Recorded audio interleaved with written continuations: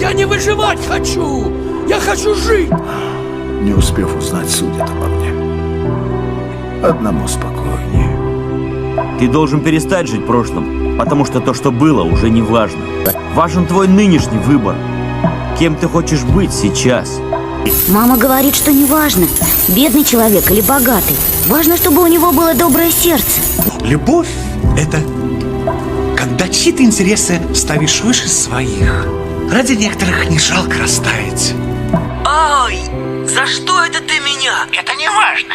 Все уже в прошлом. Да, но болит до сих пор. О да, прошлое причиняет боль. Одно из двух. Можно или от него прятаться, или извлечь урок.